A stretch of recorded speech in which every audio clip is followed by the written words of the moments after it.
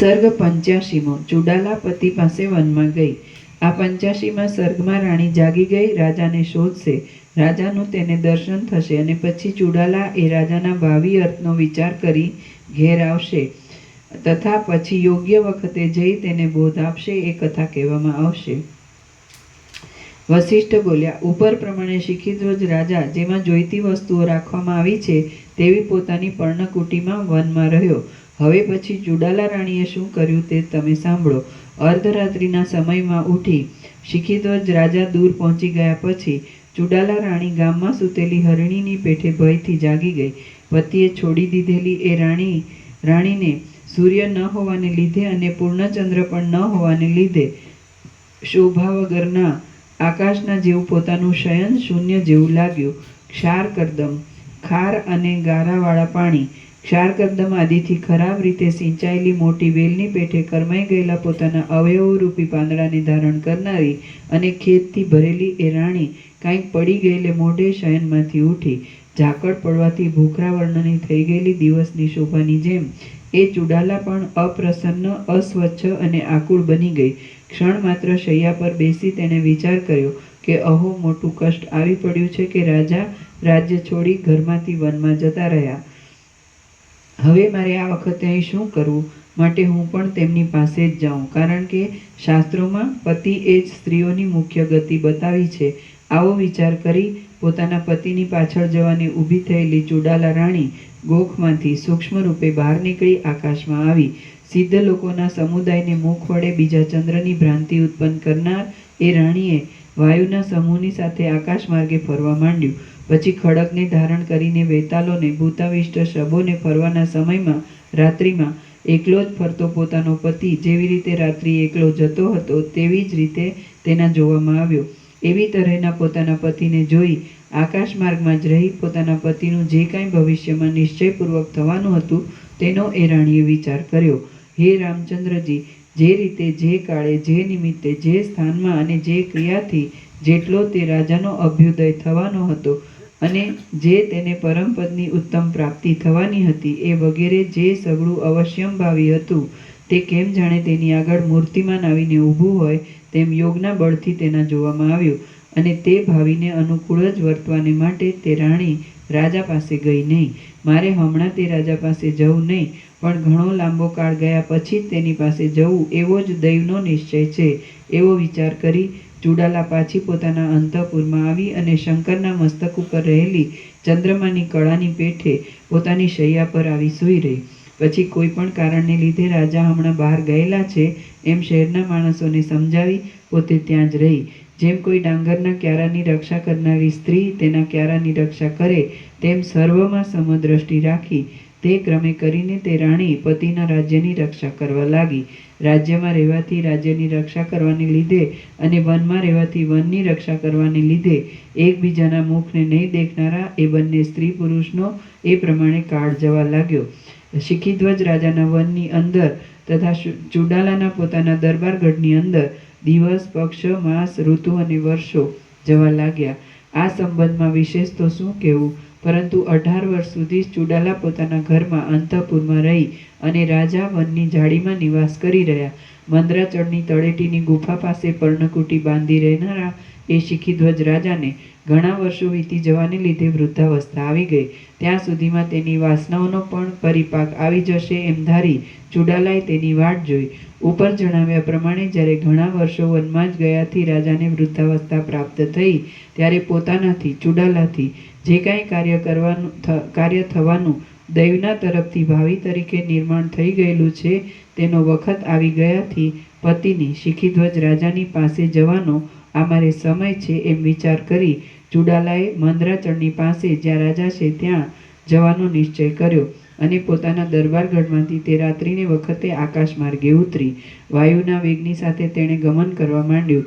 માર્ગમાં જતાં જતાં આકાશમાં તેણે કલ્પવૃક્ષની પાસેથી મનમાની રીતે મળેલા વસ્ત્રો વડે ઢંકાયેલા રત્નના હારોથી શણગારેલી નંદનવનના બગીચાઓમાં રહેનારી અને પતિ વિશે આસક્તિવાળી સિદ્ધાભિસારિકાઓ, રમણની ઈચ્છાથી સિદ્ધ લોકો પાસે આવનારી સ્ત્રીઓ તે ચુડાલાના જોવામાં આવી।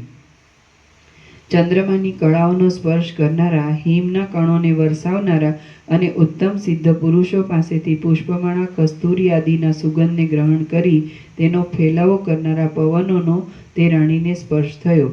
આકાશમાં આવતા તેણે ચંદ્રબિંબરૂપ અમૃત, સમુદ્રના મોટા તરંગરૂપ નિર્મળ ચાંદની દીઠી.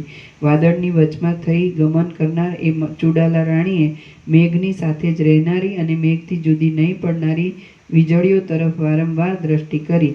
તેણે મનમાં કહ્યું કે પ્રાણીઓનો સ્વભાવ જીવતા સુધી બદલાતો જ નથી, કેમ કે મારું મન વિવેકથી રોક્યા છતાં ઉત્કંઠા થાય છે કે સિંહના જેવી દ્રઢ કાંધવાળા અને વિવેકી એવા મારા પતિને હું ક્યારે જોઈશ.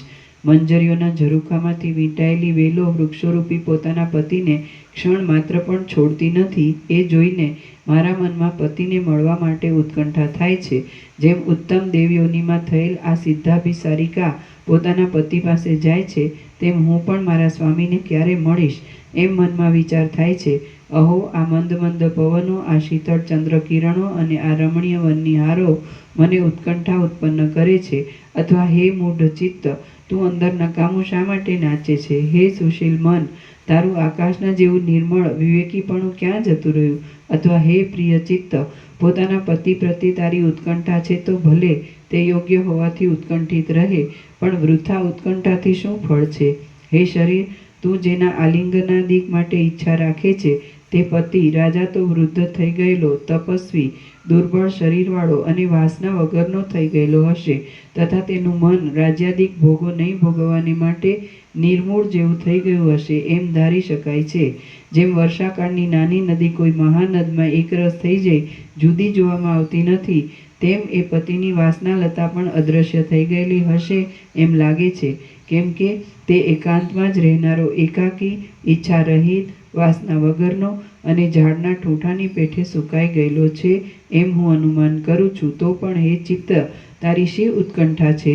હું યોગ બળથી એ પતિને બોધ આપી બાકી રહેલા પ્રારબ્ધને ભોગવવામાં ઉત્કંઠાવાળો કરી તારી સાથે તેનો મેળાપ કરાવીશ. વનમાં રહેનારા એ પતિનું વાસનારહિત થઈ ગયેલું ચિત્ત હું સર્વત્ર સમાન વૃત્તિવાળું કરી તેની રાજ્યમાં જ યોજના કરીશ, અને પછી ઘણા લાંબા કાળ સુધી બંને સુખથી રાજ્યમાં રહીશું. અહો, આજ ઘણે લાંબે ગાળે હું મારા આ ઉત્તમ મનોરથને સિદ્ધ કરી શકીશ કે જેથી મારો પતિ પણ જ્ઞાન થવાને લીધે મારા જેવો અંદર અને બહાર સરખા વિચારનો થઈ જશે. જેના વિચારો એકબીજાને મળતા છે તેવા સ્ત્રી પુરુષોના મેળાપથી જે અત્યંત આનંદ થાય છે, તે આનંદ પહેલા દરજ્જાનો કહી શકાય છે. એવો મનમાં વિચાર કરી ચુડાલા રાણીએ આકાશ માર્ગે પર્વતોને, દેશોને, મેઘોને અને દિશાઓના અંતોને ઓળંગી મંદરાચળની ગુફા પાસે આવી. આકાશમાં જ અદ્રશ્ય રહી વનના મધ્યભાગમાં પ્રવેશ કર્યો. વૃક્ષો અને લતાઓ ડોલવાથી જેમ પવનની ગતિની ખબર પડે છે, તેમ વૃક્ષો અને લતાઓ ડોલવાથી જ તે ચુડાલાની ગતિ સમજાતી હતી. આવી તે ચુડાલા રાણીએ વનના કોઈ એક ભાગમાં પર્ણકુટીની અંદર યોગથી એકાગ્ર થઈ ગયેલા ચિત્ત વડે પોતાના પતિને જોયો. કેમ જાણે તે રાજાનો પૂર્વનો દેહ બદલાઈ ન ગયો હોય એવું રાણીને જણાયું. પહેલા હાર, બાજુબંધ, કડા અને કુંડળ આદિથી શણગારેલો હોવાથી જે રાજાને ચુડાલાએ મેરુના જેવો મહાકાંતિમાન જોયો હતો, તે જ રાજા આજ દુર્બળ થઈ ગયેલો, શ્યામ વર્ણના જૂના પાંદડાની પેઠે શિથિલ થઈ ગયેલો, કાજળના જેવા પરસેવાના જળથી નાહી રહેલો અને નંદીગણ, મહાદેવના ગણ જેવો નિસ્પૃહ બની ગયેલો રાણીના જોવામાં આવ્યો.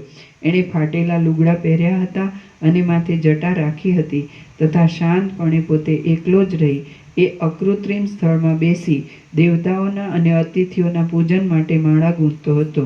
આવી સ્થિતિમાં પોતાના પતિને જોઈ સુંદર અંગવાળી અને ઘાટા સ્તનવાળી એ ચુડાલા રાણીએ મનમાં કંઈક ખેદ લાવી પોતાના મનથી જ વિચાર કર્યો કે આત્માને ન જાણવાવાળું અહો, આ મૂર્ખપણું કેટલું વિષમ છે કે જેથી આવા રાજા જેવાની પણ એ મૂર્ખાઈની કૃપા થવાથી આ દશા થાય છે.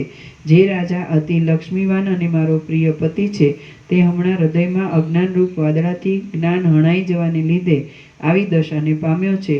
માટે અવશ્ય આજે જ મારા પતિને વિદિત વેદ્ય, જાણવાનું સર્વ જાણી લીધું છે તેવો તત્વજ્ઞ બનાવી ભોગ અને મોક્ષ એ બંનેની શોભા તેને મળે એવો ઉપાય કરીશ. પરંતુ જે આ રાણીનું રૂપ હમણાં છે તે છોડી દઈ કોઈ બીજે જ રૂપે હું અતિ ઉત્તમ બોધ આપવાને તેની પાસે જાઉં. કારણ કે જો આ રૂપે જ હું જઈશ તો રાજા આ મારી રાણી છે અને મૂર્ખ છે એમ સમજી મારા બોલવા ઉપર ધ્યાન આપશે નહીં. માટે હું ક્ષણવારમાં તપસ્વીનું રૂપ લઈને તેને બોધ આપું છું. મારો પતિ વાસનાઓનો પાક આવી જવાથી પાકટ બુદ્ધિવાળો થઈ ગયેલો છે, માટે હમણાં તેના નિર્મળ ચિત્તમાં પોતાના આત્મતત્વનું બરાબર પ્રતિબિંબ પડશે. આવો વિચાર કરી ચુડાલાએ બ્રાહ્મણ પુત્રનું રૂપ ધારણ કર્યું. પછી જળ જેમ ક્ષણ માત્રમાં તરંગરૂપ થઈ જાય છે તેમ ક્ષણ માત્રમાં કંઈક ધ્યાન વડે તે રાણી બીજું રૂપ ગ્રહણ કરી બ્રાહ્મણના પુત્ર રૂપે વનમાં આવી અને મંદ હાસ્ય વડે મુખ સુશોભિત રાખી પોતાના પતિ પાસે પહોંચી. કેમ જાણે તપની મૂર્તિ જ હોય તેવો દેખાવ આપતો એ બ્રાહ્મણ પુત્ર બીજા વનમાંથી પોતાની પાસેના પ્રદેશમાં આવતો રાજાએ જોયો. રસરૂપ સુવર્ણના જેવા પીળા, સ્વચ્છ અને કાંતિમાન અવયવોવાળો, મોતીઓના હારોથી શોભાયમાન, અંગમાં શ્વેત યજ્ઞોપવિત જનોય ધારણ કરનારો, 2 ધોળા વસ્ત્રને પહેરનારો, પહોંચાથી બમણા પ્રદેશ સુધી નીચે લટકતી લંબાઈમાં 1 હાથના પ્રમાણની અને પૃથ્વીને નહીં અડકતી રુદ્રાક્ષ માળાને ફેરવતો, ભમરાઓની હારથી વીંટાયેલ કમળની જેમ કેશથી ઘેરાયેલા શિરોભાગને ધારણ કરનારો, પોતાના શરીરમાંથી નીકળતા તેજના સમૂહથી આખાય પ્રદેશને પ્રકાશયુક્ત કરનારો, ઉદય પામેલા સવારના સૂર્યની જેમ કુંડળ વડે સુશોભિત મુખવાળો, શિખરના ભાગમાં ચંદ્રને ધારણ કરનારો, ઉદયાચળની પેઠે શિખામાં પરોવેલા મંદાર વૃક્ષના પુષ્પોથી શોભતો, રમણીય અને શાંત શરીરવાળો, બળવાન, જીતેન્દ્રિય, બરફના જેવા ધોળા ભસ્મના તિલકથી શોભતો, દેખાવમાં રમણીય અને મેરુ પર્વતના સુવર્ણના તટમાં ચાલતા ગંગાના પ્રવાહમાં જેનું પ્રતિબિંબ પડ્યું છે તેવા પૂર્ણ ચંદ્રની જેમ ચંચળ દેખાતો એ બ્રાહ્મણ પુત્ર રાજાની દ્રષ્ટિએ પડ્યો. તે બ્રાહ્મણ પુત્રને જોઈ શિખીધ્વજ રાજા આ કોઈ દેવપુત્ર આવે છે એવી બુદ્ધિથી ઊભો થયો અને તેણે પોતાની પાદુકા ચાખડીઓ કાઢી નાખી. હે દેવપુત્ર, નમસ્કાર છે. આપ આ આસન પર બેસો એમ કહી પોતાના હાથ વડે તેને પાંદડાનું આસન બતાવ્યું અને જેમ ચંદ્રમાં કમળખંડના પાંદડા ઉપર હિમના કટકા નાખે તેમ એ બ્રાહ્મણ બાળકના હાથમાં ફૂલની અંજલિ અર્પી. હે રાજર્ષિ, તમને નમસ્કાર છે એમ કહી તેમણે આપેલા પુષ્પો ગ્રહણ કરીને તે બ્રાહ્મણ પુત્ર પાંદડાના આસન ઉપર બેઠો. શિખીધ્વજ રાજા બોલ્યો, હે મહાભાગ્યવાન દેવપુત્ર, આપનું અહીં ક્યાંથી પધારવું થયું છે? આજ મને આપના દર્શન થયા તેથી મારો દિવસ સફળ થયો એમ હું માનું છું. અહીં પધારીને મને માન આપનાર હે દેવપુત્ર, આ અર્ઘ્ય, આ પાદ્ય અને આ પુષ્પો તથા આ ગૂંથેલી માળા છે તે સર્વ આપ ગ્રહણ કરો. આપનું કલ્યાણ થાઓ. વશિષ્ઠ બોલ્યા, હે નિષ્પાપ રામચંદ્રજી, શિખીધ્વજ રાજાએ એ પ્રમાણે કહી બ્રાહ્મણના પુત્ર રૂપે આવેલ પોતાની પ્રિય પત્ની ચુડાલાને શાસ્ત્ર મર્યાદા પ્રમાણે પાદ્ય, અર્ઘ્ય, માળા અને પુષ્પો આપ્યા. ચુડાલા બોલી, પૃથ્વીમાં હું ઘણા સ્થાનોમાં ફર્યો છું, પરંતુ તમારા તરફથી મારી જેવી પૂજા થઈ તેવી પૂજા બીજા કોઈ તરફથી થયેલી નથી. હે નિષ્પાપ રાજર્ષિ, સુંદર અને ઘટે તેવા વિનયથી તમે અત્યંત ચિરંજીવી થશો એમ હું માનું છું. હે નિર્મળ રાજર્ષિ, ફળના સંકલ્પ વગરના આ મહાતપનો સંગ્રહ શું તમે મોક્ષ માટે જ કર્યો છે?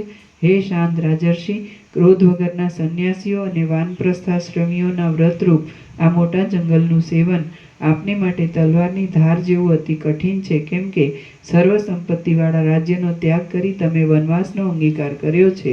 શિખીધ્વજ રાજા બોલ્યો, હે મહારાજ, આપ દેવ છો એટલે સર્વ જાણી શકો છો, તેમાં શું વિસ્મય છે? ચિહ્નરૂપ અલૌકિક શોભા વડે જ આપનું દેવપણું જણાઈ રહે છે. આપના આ અવયવો ચંદ્રમાંથી બનેલા હોય એમ મને લાગે છે, અથવા વધારે શું કહેવું, ફક્ત આપના જોવાથી જ કેમ જાણે આપ અમૃતથી મારું સિંચન કરતા હો તેવો આનંદ થાય છે. હે સુંદર દેવપુત્ર, મારી એક મનોહર પ્રિય પત્ની છે કે જે હાલમાં મારા રાજ્યની રક્ષા કરે છે. તેના અવયવો પણ આપના જેવા જ મારા જોવામાં આવેલા છે.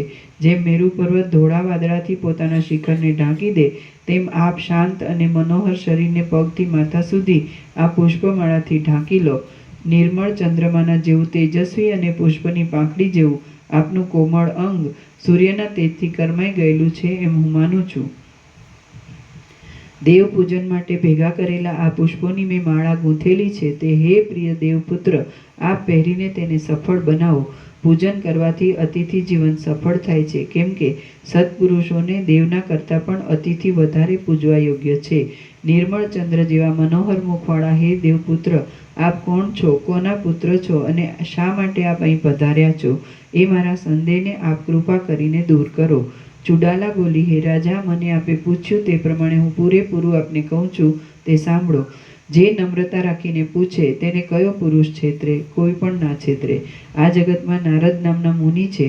તેમના શરીરનો વર્ણ પવિત્ર અને પુણ્યશાળી લક્ષ્મીના મનોહર મુખના કપૂરના તિલક જેવો સ્વચ્છ છે. તે મહાત્મા નારદ મુનિ એક સમયે મેરુ પર્વતની ગુફામાં ધ્યાન લગાવી બેઠા હતા કે જ્યાં મેરુ પર્વતના સુવર્ણમય તટમાં મોટા તરંગોવાળી ગંગા પણ વહે છે.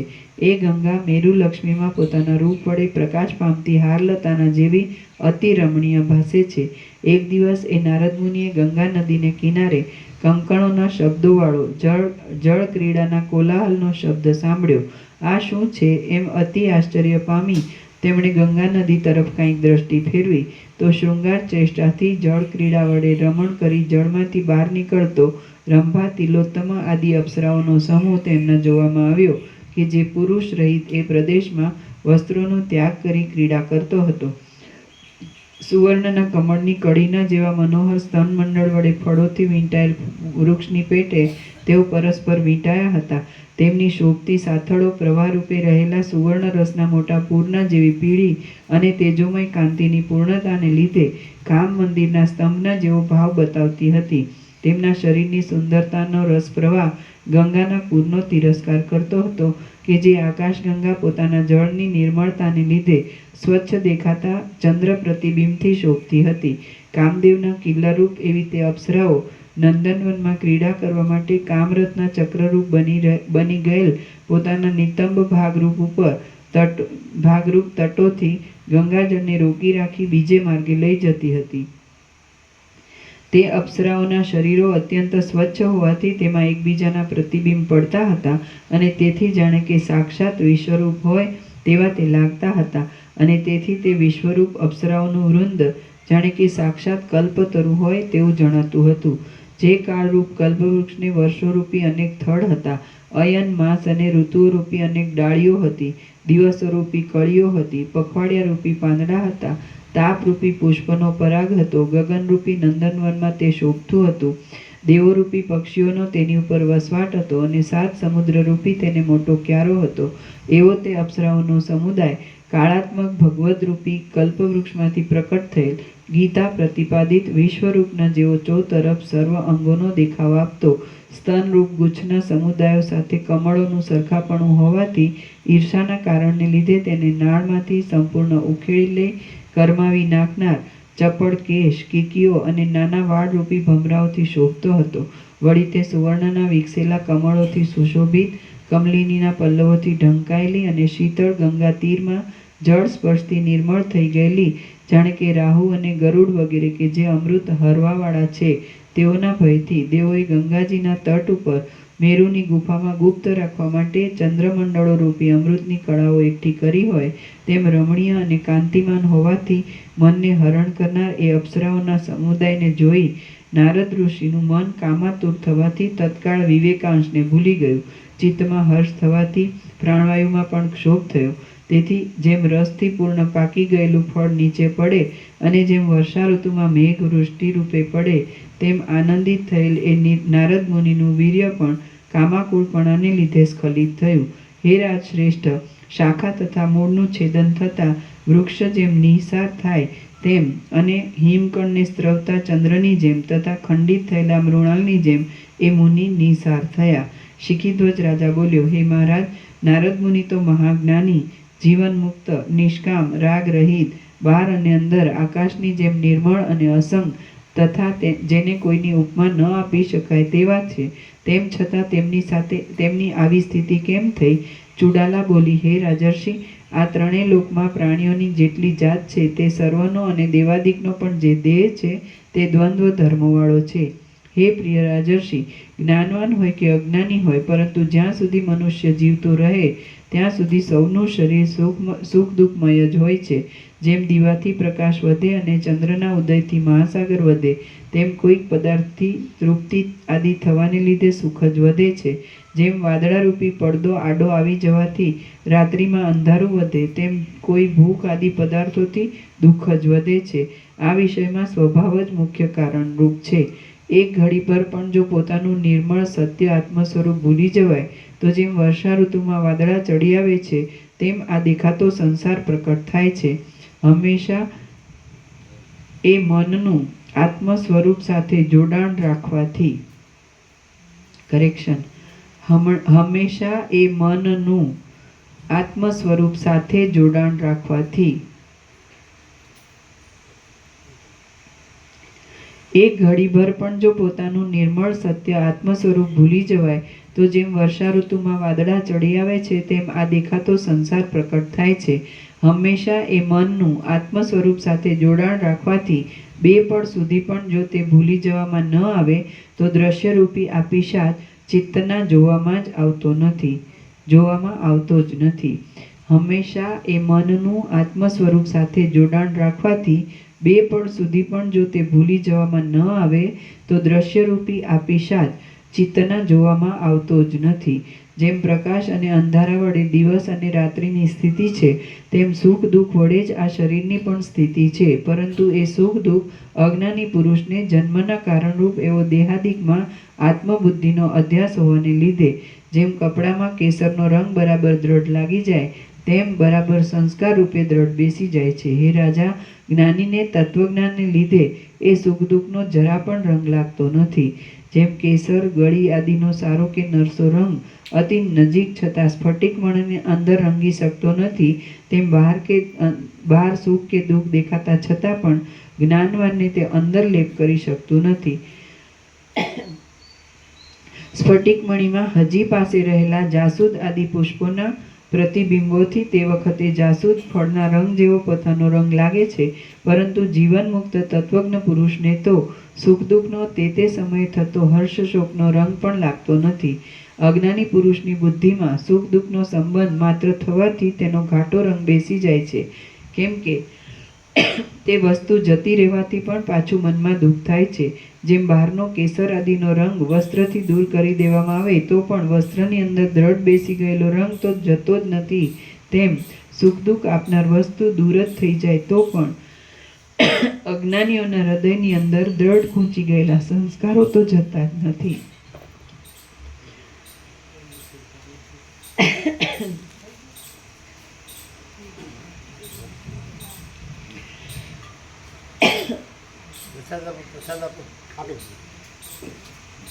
ટ્રક આજે ભરવાની છે. શું ભરવાની? ટ્રક ભરવાની હતી ને આજે ભરવાની. દિલ્હી મોકલવા માટે જે ટ્રક ભરવાની હતી ને આજે ભરવાની. કાલે ન આવ્યું? ટ્રક ના આવ્યું. ટ્રક ન મોકલ્યું તો પછી આજે ભરીશું. તો પેલા શિવરાવડા આવી ગયા? ના નહોતા આવ્યા. અને કહી દીધું આવવાના ખરા હતું. એટલે વાત કરીશું જેટલા બી ભાવિક આવે એટલા. અમદાવાદના ફૂલ ભાવિક છે, થઈ જશે.